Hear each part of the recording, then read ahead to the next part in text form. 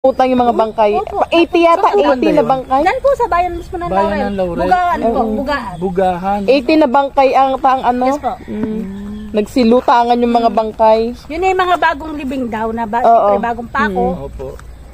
Maraming salamat po, ma'am, ha, sa info at may bibigay po natin sa mga manonood yung Sige ano. po. Pero sana unti-unti naman po makabangon po yung Sabi bayan po ng nila, Laurel. December daw po. May open po. Yung open. Salamat po, mami. Salamat po, mami. Thank you.